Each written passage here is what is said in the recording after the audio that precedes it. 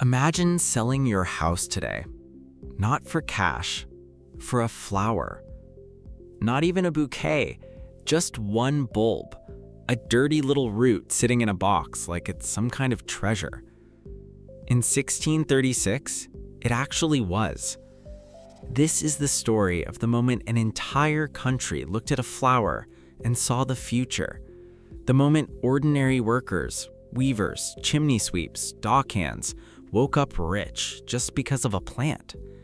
In the 3 days it took for the whole thing to fall apart. This is Tulip Mania, the very first stock market crash in history. Except it wasn't stocks, it was flowers. Let's go back further.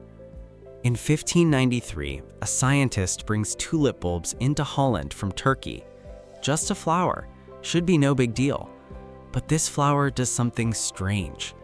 Sometimes, for reasons nobody understood back then, its petals would split into wild streaks of color, flames of red and white like nothing anyone had painted before.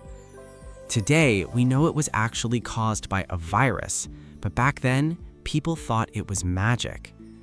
And Holland at that time was the perfect place for that magic to take off. The country was rich. Trading ships were bringing home fortunes from all over the world. Everyone had new money, and new money always wants to show off. Tulips became the way to do that.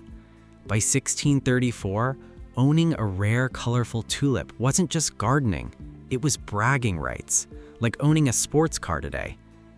Here's where it stops being about flowers and starts being about money. Tulips only bloom for 1 week a year, but you can buy and sell the bulbs all year round, even before they've grown up. So traders got clever. They stopped selling actual bulbs. They started selling promises, contracts to buy a bulb that hadn't even been dug out of the ground yet. That's a futures market, built entirely on flowers. And once people are trading promises instead of real things, they don't even need the real thing anymore. They just need someone else willing to pay more for that promise than they did. By late 1636, that was everybody. Bars turned into trading floors. A weaver sold his loom to buy bulbs. A farmer mortgaged his whole farm for flowers he would never even see grow. One single bulb, a famous one called the Semper Augustus, sold for the price of a house in Amsterdam. A house for a plant root. Prices for ordinary bulbs were going up 20 times over in a single month. And here's the wild part. Most of the people buying these bulbs had never even seen them bloom. They weren't buying flowers. They were buying the belief that someone else would pay even more tomorrow. That's not gardening. That's a bubble. By January 1637, things had gone completely crazy. One bulb was traded for a pile of goods worth more than most people earned in 10 years. Cows, wine, a bed, clothes, all for one root. People who had never grown a single plant in their lives were calling themselves professional bulb traders. Everyone believed the same thing: prices only go up. And for a while, it looked true. Regular people were becoming rich overnight. A shopkeeper could go to bed poor and wake up wealthy just from owning the right bulb. Tulips had become more valuable pound for pound than gold, more valuable than land. But there's one problem with a bubble like this. Somebody eventually has to look down. February 3rd, 1637. A normal bulb auction is happening in the city of Haarlem. Nothing unusual, just another day of people bidding huge sums on flowers. Except this time, when the auctioneer asks for bids, nobody raises their hand. For the first time in years, a room full of buyers looked at a tulip bulb and just saw a flower. Not a fortune, just a flower. And once that thought entered one room, it spread everywhere. Within days, the panic reached Amsterdam and every other town where people had been trading bulbs like gold. Buyers disappeared. Sellers panicked. Contracts that were worth a house on Monday were worth almost nothing by Thursday. Bulbs that had sold for thousands of guilders suddenly couldn't sell for anything. Some lost 99% of their value in less than a week. The weaver who sold his loom for bulbs now just had a box of dirt.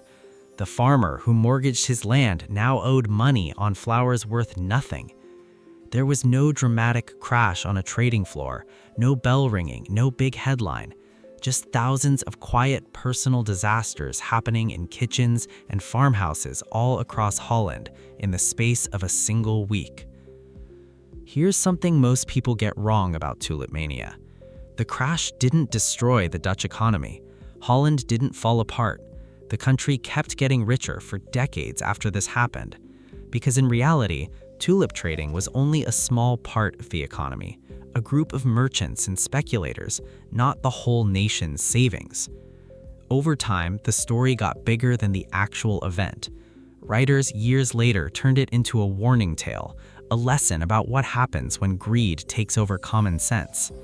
Some parts of the story got exaggerated over the years, but the core lesson stayed true because we've seen it happen again and again since then. The South Sea Company crash in 1720, the dot-com crash in the early 2000s, crypto coins with no real product or use crashing in 2021 and 2022. Different objects, same pattern. People stop asking, what is this actually worth? And start asking only, who will pay more for it tomorrow? That question always ends the same way. Tulip Mania was never really about flowers. It was about what happens when people convince themselves that something has value just because everyone believes it does. No real product, no real use, just a story that someone else will pay more for it. For a few months in 1636, all of Holland believed that story. And for one cold week in February 1637, the story stopped and the flowers went back to just being flowers. Every fortune has a funeral. Sometimes it happens in a boardroom. Sometimes it happens in a flower bed.